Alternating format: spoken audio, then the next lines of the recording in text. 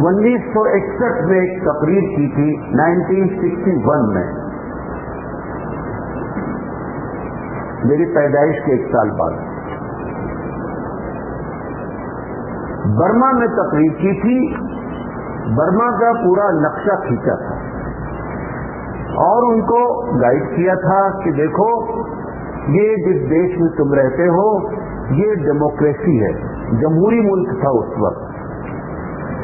ये जमहूरी मुल्क का जो फायदा उठाना चाहिए वो उठा लो, वरना एक दिन ऐसा आएगा कि तुम्हारी दुकानें, तुम्हारे मदारिस, तुम्हारी तिजारतें सब बंद हो जाएंगी और तुम यहाँ के एक ऐसे शहरी होगे कि तुमको वोट देने का भी अख्तियार खत्म हो जाएगा। ये 1961 में अली मियां नदवी रहमतुल्लाह अलैह ने तकरीर की थी। वो तकरीर मैं कई मरतबा मैंने सुना, उससे मुझे भी अब ऐसा लग रहा है कि इस देश में भी ऐसा होने जा रहा है। अब इस वक्त 3 तरह के लोग हैं जो बातें कर रहे हैं, और एक एक बात सुनिएगा। 3 तरीके के ग्रुप हैं, स्कॉलर्स के, उलमा के, जो बातें कर रहे हैं। एक तबका अवाम का भी और आलिम का, वो कह रहा है सब बकवास बातें हैं, चुप के डरा रहे हैं।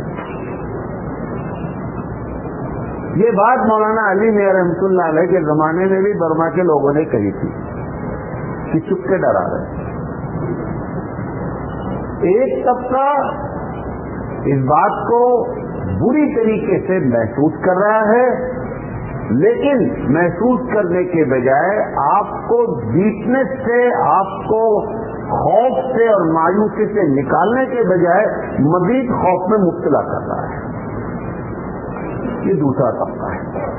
तीसरा तबका वो कोशिश कर रहा है कि लोगों तक सही बात पहुंचे और लोग अपने आप को इस भंवर से निकालने की फिक्र करें। तो मेरी बात, मैं तीसरे तबके में अपने आप को शुमार करके आपसे बात करना चाह रहा हूं। अगर मेरे खिलाफ आपको कोई बात कहीं नजर आए तो इस पर आप कोई ऑब्जेक्शन अपने तौर पे नहीं कीजिए, ठीक है जो हो रहा है होगा। लिहाजा ये, क्योंकि अब आपको मालूम है, पहले तो हम, अब इस वक्त तुम्हारा कोई भी मुस्लिम लीडर, आप सब देख रहे हैं, कोई भी मुस्लिम लीडर इस पोजीशन में नहीं है कि तुम्हारी सही बात भी किसी के सामने रख सके। कोई भी नहीं है, सब, नॉट ए सिंगल पर्सन, कोई भी नहीं है। बड़े बड़े जजेस, बहुत ही सीनियर किस्म के भारत के वो लोग जो सेकुलर मिजाज हैं, हर एक ने अपनी तकरीर में पिछले 3 साल से एक चीज को रिपीट किया है कि भारत में डेमोक्रेसी या तो खत्म हो चुकी है या खतरे की आखिरी कगार पे है। सब कह रहे हैं। हम अगर कहें, पहले हमने कहा, यानी मुसलमानों ने, हमने 5 साल पहले बेंगलोर में तकरीर की, जमहूरियत खतरे में है। तब ये लोग नहीं बोल रहे थे, लेकिन अब सब ये जुमला अपनी तकरीरों में रिपीट कर चुके हैं कि जमहूरियत खतरे में है। अभी किसान आंदोलन चल रहा है, आज उसका 44वां दिन है। होता ये है, देखा ये गया है कि जमहूरियत में अगर आंदोलन, एहतजाज अगर होता है तो हमेशा सरकार सरेंडर होती है, हमेशा होती है। जमहूरियत की शान होती है। भाई मिसाल के तौर पर आपकी समझ से, ये हमारा टॉपिक नहीं, जुमला बता रहा हूं, आपकी समझ से जो भी आप कानून लेकर आए हैं किसानों के लिए, सरकार समझ रही बहुत अच्छा है, बहुत से जीनियस समझ रहे बहुत अच्छा है। सवाल ये, जिसके लिए लाया गया अगर वो कह रहा नहीं अच्छा है तो हटा दो यार, तुम्हारा क्या नुकसान है? नुकसान किसका होगा? भाई बकौल तुम्हारे के बड़े फायदेमंद हैं, वो कह रहे नहीं मुझे नहीं चाहिए ये फायदा, आप हटा दीजिए। नुकसान किसका होगा? किसान का होगा, तुम्हारा थोड़ा नुकसान होगा। لیکن جمہوریت کا 44 دن تک ایک پارٹی، ایک کسان کوئی پارٹی نہیں ہے، پورے بھارت کے کسان کہہ رہے ہیں کہ یہ ہٹا دو۔ 44 دن تک اگر جمہوریت کسی کے احتجاج کو نوٹس نہیں لے رہی ہے، اب اس کے بعد بڑے بڑے لوگ بول رہے ہیں کہ جمہوریت نام کی کوئی چیز نہیں ہے۔ یہی بات سیم برما میں ہوئی تھی، لہذا میں بھی آپ کو بتا رہا ہوں، جو 5 سال میں نے پہلے بات اکیلے کہی تھی، اب گروپ آف پیپل، ایک بڑا گروپ بول رہا ہے یہ بات کہ جمہوریت خطرے میں نہیں ہے۔ جمہوریت یا تو ختم ہے اور یا ختم ہونے کی لاسٹ اسٹیج پر ہے۔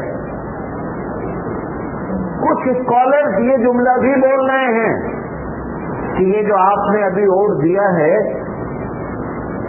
اب اس کے بعد آپ کو 2024 میں شاید آپ کو ووٹ دینے کی توفیق نہ ملے، یہ بھی چانسز ہے۔ لیکن اس پورے کو اگر کوئی پلٹ سکتا ہے معاملے کو تو وہ صرف آپ ہیں، یہ بھی بتا رہا ہوں آپ۔ ابھی بھی آپ کے ہاتھ میں، خدا کی قسم میں کہا کے کہتا ہوں کہ اگر رسول اکرم کے اس طریقے پر آ جایا جائے تو یہ پورے دیش کے لیے آپ سب سے بہترین انسان ہے جو دیش کی رکشا کر سکتے ہیں اور انسانیت کی حفاظت کر سکتے ہیں۔ صرف آپ ہیں بس، یا کسی سے اب کوئی امید آپ اگر لگائے بیٹھے ہیں تو یہ آپ کی غلط فہمی ہے۔ یہ ایسا کیوں ہو رہا ہے، اس پر ہم ایک بات، پہلی اور بنیادی بات جو علی میاں ندوی رحمۃ اللہ علیہ نے برما والوں کے لیے کی تھی، سب سے پہلی اور بنیادی بات ہے کہ آپ کو جس کام کے لیے اس دنیا میں بھیجا گیا تھا وہ کام دعوت تھی،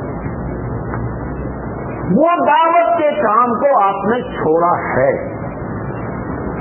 تمہاری وجہ سے بہت سے لوگ جہنم میں جائیں گے، because of you and because of we. ہماری وجہ سے، ہم مسلمانوں کی وجہ سے کروڑوں لوگ جہنم میں جائیں گے۔ ان کی بددعائیں یہ سارا سب کچھ لا رہی ہیں۔ آپ پیدا کیے گئے تھے صرف اور صرف اللہ کی نگاہ میں، آپ کی ویلو تھی کہ آپ دعوت کا کام کریں گے۔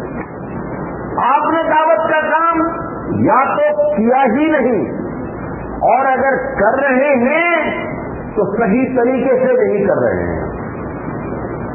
2 جملے قرآن نے کہے تھے دعوت میں، تأمرون بالمعروف وتنہون عن المنکر، بھلائی کا پرچار کرتے ہیں، برائی سے روکتے ہیں۔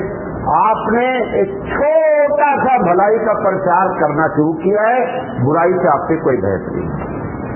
2 دن پہلے کی بات ہے، ہمارے سب سے پہلے دوست ہبلی کے جو صاحب تھے، ان کی اہلیہ کا انتقال ہو گیا، وہ 2 دن پہلے۔ ان کے گھر سے پیغام آیا کہ مولانا نماز جنازہ وہ ان کی بڑی خواہش ہے کہ آپ پڑھ دیں۔ میں تو کوئی مسئلہ نہیں، پڑھا دیں گے۔ میں نے کہا یہ بتا دے رہا ہوں کہ اگر وہاں پہ پھول پڑا ہوگا نماز جنازہ پہ تو میں نماز نہیں پڑھاؤں گا، پڑھ لوں گا، پڑھوں گا، پڑھاؤں گا نہیں۔ انہوں نے کہا ایک دم کچھ نہیں، آپ آئیے۔ میں پہنچا، میں بیٹھا رہا باہر گاڑی میں اپنی کہ جب جنازہ آئے گا تو میں دیکھوں گا۔ دیکھا پھول سے لگا ہوا تھا جنازہ، میں نے کہہ دیا کہ میں آپ سے بتا چکا تھا میں نہیں پڑھاؤں گا۔ میں کھڑا ہو گیا پیچھے، وہ جو ان کے اصل تھے ان کو ہم نے کہا کہ ان کو کلک کر گئی یہ بات، اور انہوں نے وہ گئے اور جا کر کے جنازے پر کے پورا پھول کی چادر اٹھائی اور کھلا دے رکھے، کیا مولانا بات پڑھا۔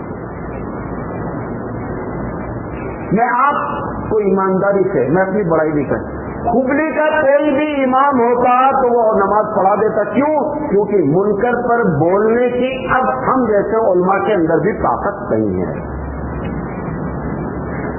جتنا منکر پھیل رہا ہے اس کی بنیادی وجہ یہ ممبر و محراب کے وہ لوگ ہیں جنہوں نے شانتی کا ٹیبلٹ کھا رکھا ہے۔ یہ جتنی برائیاں پھیل رہی ہیں، میں چھوٹی سی مثال دوں، میں یہیں ہبلی شہر میں گیا، ایک جگہ ولیمہ تھا، میوزک بج رہی تھی، بڑے بڑے داڑھی والے چغندر پرساد سب بیٹھے ہوئے تھے، سب کھا رہے تھے، موج سے میوزک سن رہے تھے۔ میں پہنچا، میں بہرا آدمی ڈیڈ ہوں 22 سائڈ سے، میرے ساتھ والے نے کہا کہ مولانا آزاد یہاں میوزک بج رہی ہے، ہم نے کہا چلو۔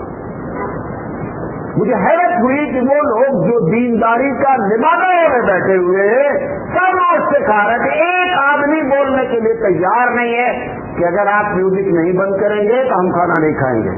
عوام کے اندر ابھی بھی اتنی طاقت نہیں ہے کہ قرآن حدیث کا حوالہ دے دیا جائے تو ان کی ہمت ہو کام کرنے کی۔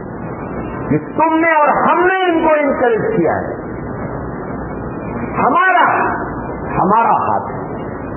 لہذا پہلی وجہ یہ جو کچھ بھی ہو رہا ہے اس دیش میں، آپ نے اور ہم نے دعوت کے کام کو چھوڑا ہے، اور دعوت کے کام کو جب جب چھوڑا گیا ہے ہمیشہ نتیجہ یہی برآمد ہوا ہے۔ نمبر 1، کیونکہ مجھے ساری 5 باتیں کرنی ہیں۔ نمبر 2، اللہ کی پالیسی جاننے کی کوشش کریں۔ ایک طریقہ ہوتا ہے اللہ کی پالیسی میں کہ ظلم کیا